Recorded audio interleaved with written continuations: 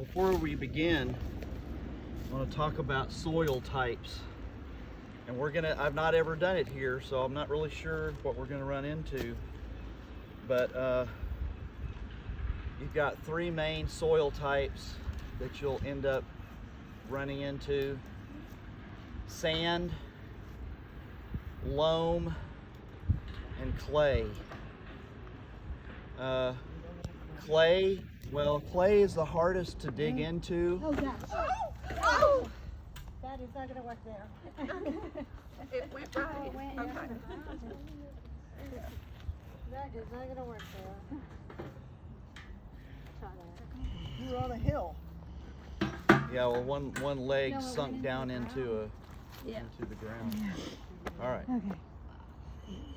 Would you repeat those three types, please? Yes. Sand, loam, and clay. What loam is the result of the breakdown of vegetable matter, like leaves, sticks, so on. Clay is harder to dig in, but if you're digging it for the purpose of it lasting for a long time, it's actually the better type of soil to do this in. If you're in sand, and when I say hers is doing the same thing. They're in sand. You're in loam. No, that's not going to work. Come get up here by. Mary Gwen. Yeah, it's harder. Oh, I'm sorry.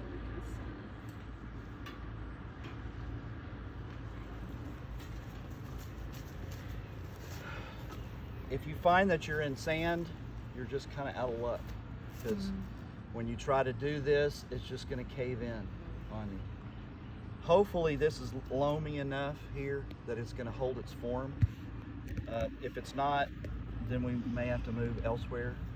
But I was thinking that back in here, because of all the trees, that it's going to be fairly loamy here. So Spell that how you say that. loam, L-O-A-M. Okay. And not only am I teaching you how to make the pit, but I'm teaching you today how to do it in such a way that when you're done, so you got two scenarios. Let's say that you do hunker down at home, but you no longer have electricity or gas to run your stove with, and you're going to have to cook outside.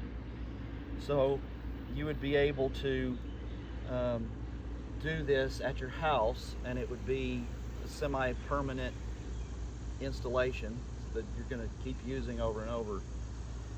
Or if you're having to travel, and going back to what I said earlier, when you think back to the movies that you've seen, when the authorities start coming after us, which they will eventually, when they start coming after us, we need to be able to move from one point to another as invisibly as possible. Meaning, we don't want to build open fires on top of the ground, okay? Number one, if you've got an open fire on top of the ground, a lot of people, especially if it's dark, they're going to be able to see the flames. It's going to produce a lot of smoke, which can be seen above the tree line, and etc. The nice thing about the Dakota Fire hole is that it's basically an in-ground rocket stove. If you don't know what a rocket stove is a type of stove that is made in such a way as to most efficiently burn fuel. The nice thing about the Dakota, Oh, like this on her sleeve. There you go. it's like a deer fly. Thinks you're thinks you're a real deer, huh? No, He won't eat much. it's a deer fly. But anyway, what was I saying? A Dakota Dakota Fire. Fire. Oh. Dakota Fire hole will allow you to build a fire in the ground, and because of the way that it's made, you don't have to have big logs. You can use just deadfall that you find laying around. You know, if we're cutting wood, that's a sign to somebody who's tracking. Okay, or if we leave piles of wood that have been cut different places. Now, if I'll just say this, if a professional tracker is employed to track people, no matter what we do, they know what they're doing, they know what they're looking for, they'll be able to track us. Just sit back with a good book and wait for them, huh? But we want to make it as difficult for them as possible. Okay? And there's ways to do that we're not going to go into today, but this is one way that you can make things a little more difficult for them. Okay? And so that's where the plastic comes in. Because what we're going to do is we're going to save all our material.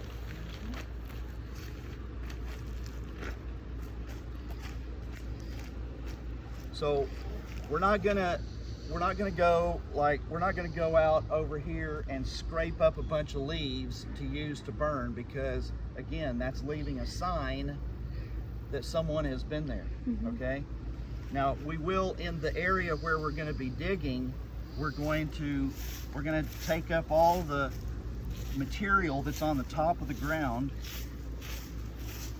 like this, and we're going to put it on our plastic. Okay, so we're going to get this out of the way.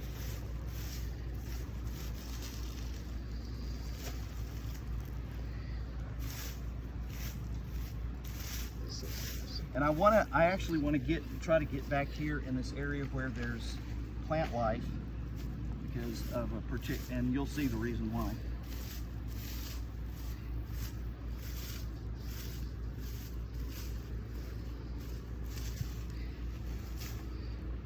So all of the stuff that we take off of the ground, we put on our plastic, and then we're gonna start digging our hole. Everything that we take is going to go on this plastic. Okay, this is where your measurement, your arm measurement comes in. Okay, the hole that you want to make for the beginning hole on the surface that you want to make, and none of these measurements are exact. Okay, you don't have to be exact about this, but you're going to want to make your hole like 6 to 8 inches in diameter. Okay, so using your arm, if I know that from the point of my elbow to right here is a foot, then 6 inches is going to be half of that, and then add a couple inches to that, and I've got the size of my hole that I want, and I can just eye here and see where I'm going to be digging. So I'm going to make a mark here and a mark here.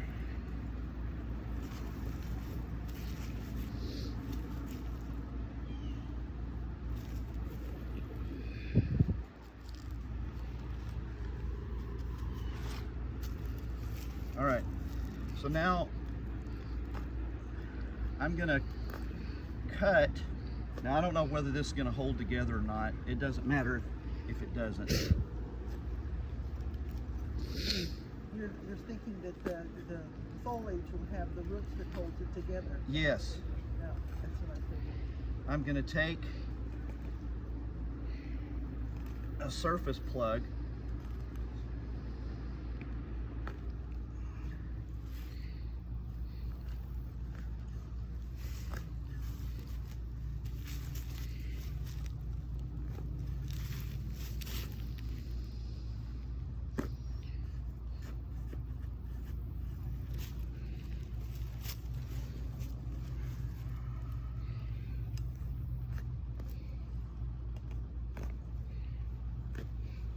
the name of this type of hole again, Rabbi? I'm sorry.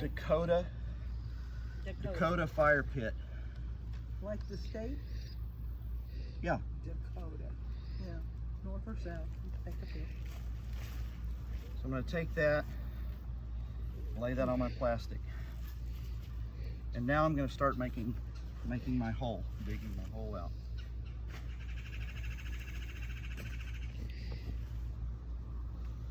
Is it necessary to have more than one of these pieces of plastic? No, not necessarily, not unless you're going to be trying to do multiple things at once. Okay.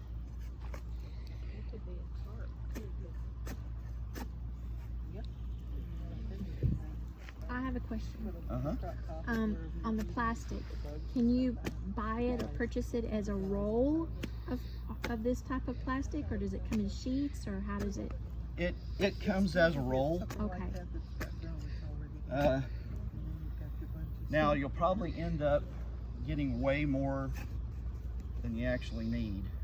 Oh, on the roll? Yeah. I've kept cast shower curtains. Yeah? That'll work too. Yeah. Then you don't have to buy it. Well, and if 2 people or 3 people went in on a roll Yes, and you can share. and could share, everybody could share. That's sand, isn't it?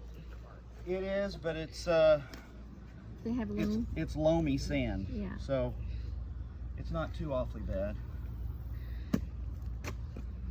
And see, I'm running into Clay. roots Oh, here. roots. How far do you dig down? I don't remember that part. I remember the forearm thing, but I don't think he said yet. No, I haven't. We're gonna dig down probably about 8 inches, something like that. Which is how wide it is. Right. Now, you don't absolutely have to do this, but once you get it dug to a certain depth, you can also, if you need to dig it out at the bottom and kind of make like an upside down mushroom shape to be able to put bigger wood in there, you can do that.